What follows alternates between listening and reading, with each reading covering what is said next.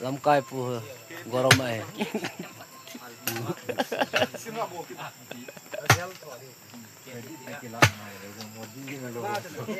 Hello nữa tiếp vào về. Chỉ phải cái bôi bị ai.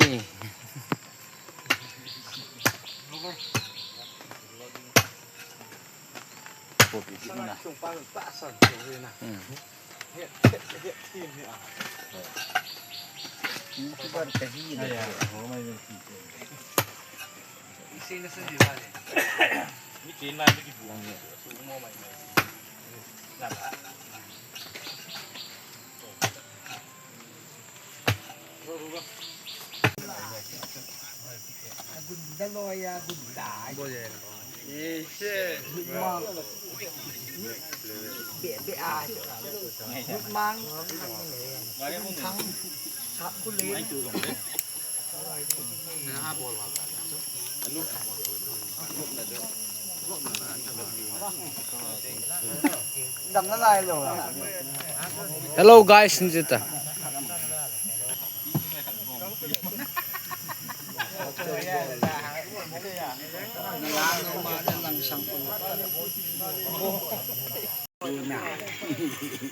Phan là họ chỉ đón pet.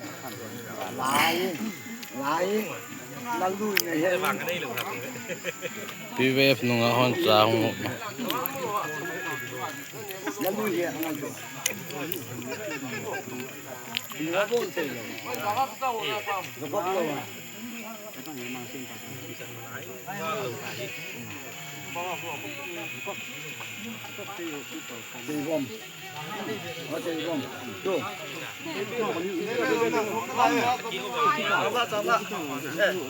Em trang thân này à mi?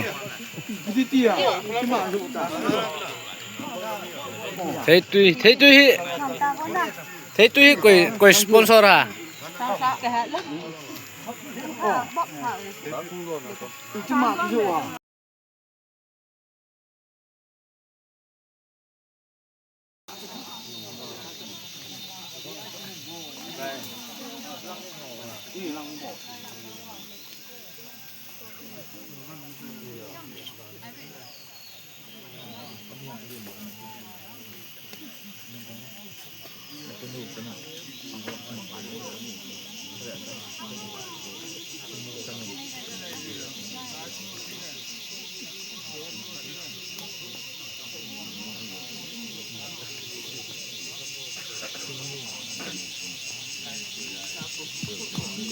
Hello.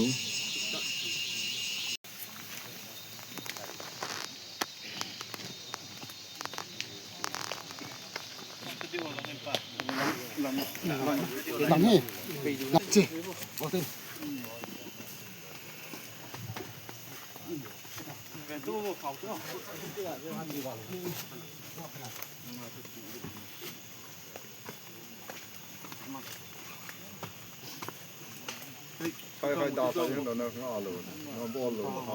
hát đom nó quan luôn, hát đom nó quan luôn.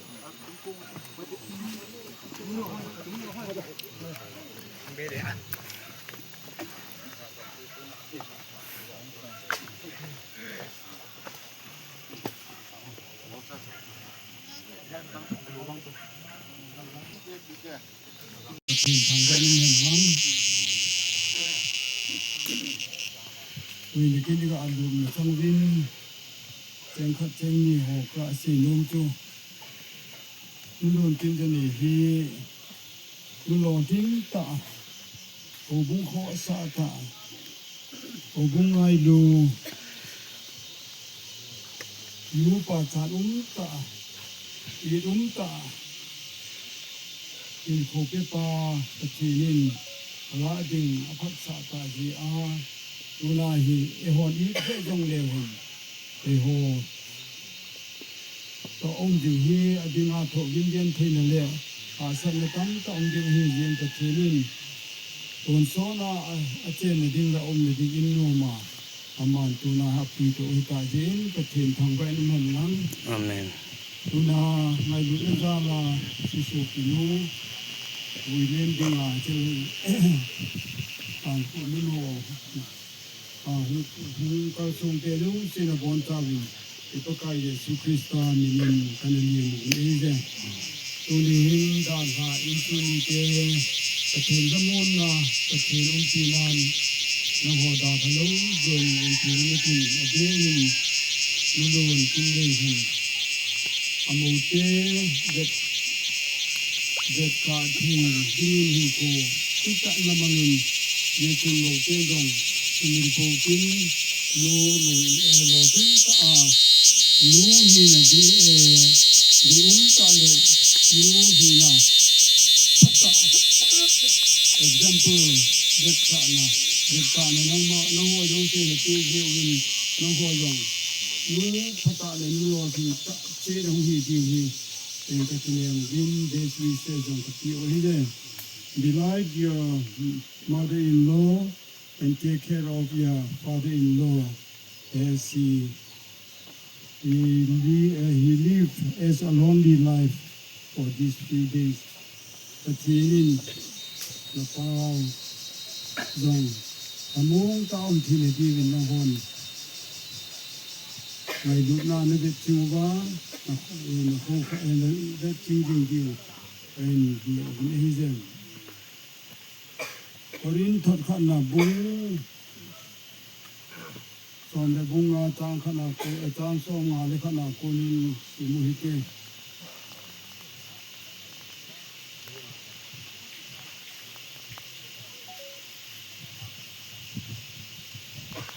Vevin ke man nang ho thil khat ka se pi ni hi ve I bon chawai I le I mu lo ding wa hi ai na sun kon din nung pe na chu hai khat suwa mi phet ka lo wa I bon chawai ki khel su ke ding wa hi a je chu sun kon hong ding le a chu ho chu mon mang thi lo wa kai thu wa ding le e ho ki khel ding wa hi I je nem ti le hi che mon mang thi hin mon mang thi lo chu a ki bona thi thei hin thi thei lo na chu a ki bon ding a hi phi la ding pha san anala ta na hi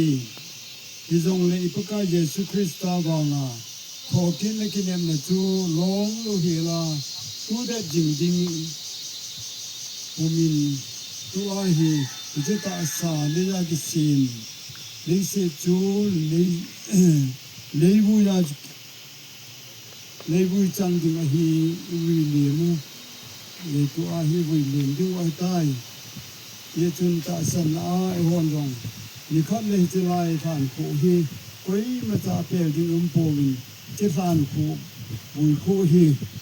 Paka Yesu Kristan ama mi thiu te an non khom ni te nga I tho do ni diu hin tu ni jang cha hin ama hi mon mang the ata sa ho mon mang the hi jin mon mang ding ai vui diu ai tai ai wang ama ji ni khat le chi lai mo na hi wo ki khela agawa ama hu hing do a Paka Yesu Kristan ama hi ko kini adinga ama hin an pu an kai thu ding ai ti kita san hi tu hin ke ma pakai tha Reverend David T. Vom hin sisu pi ngai le I ta lun kin jan ni lung dam sa hi leibu ya chang dinga tu pi ai bangin ipakai de ta Yesu Krista Papatin sa papatin lagaw ting patin niya ama hi kabili le kai patin kathibu ta hin amen Amen.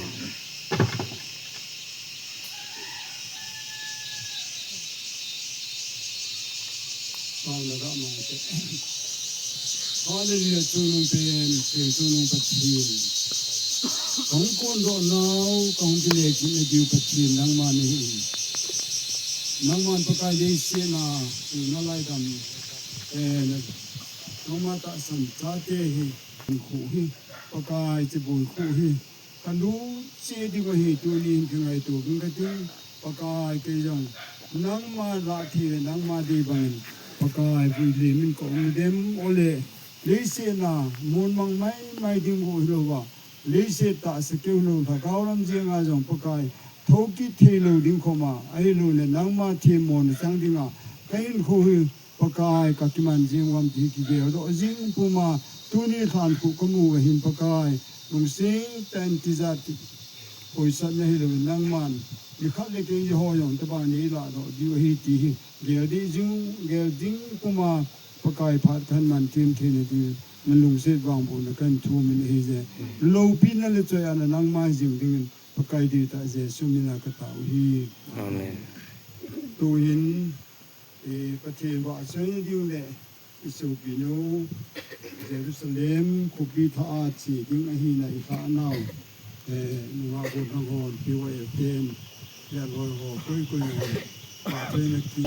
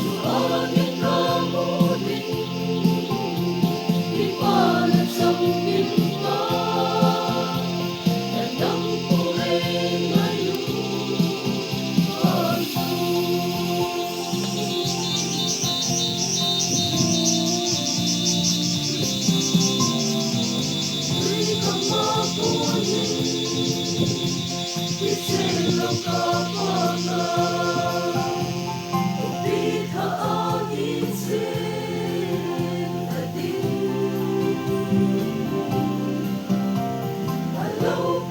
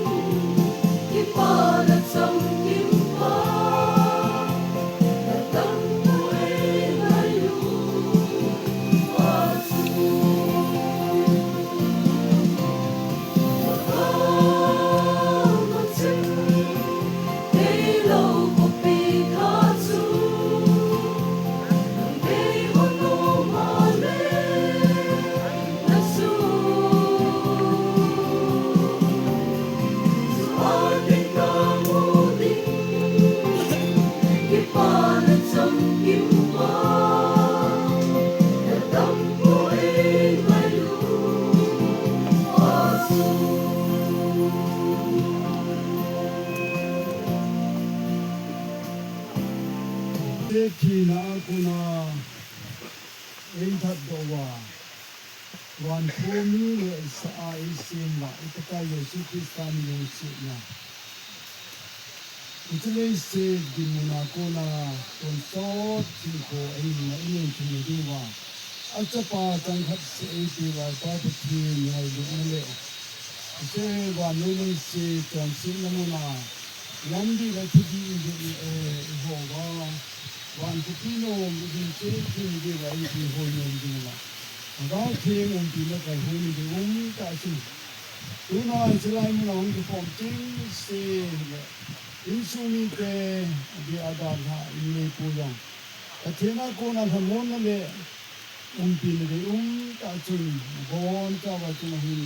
กูเลยสุขมีดีตาเห็น อาเมน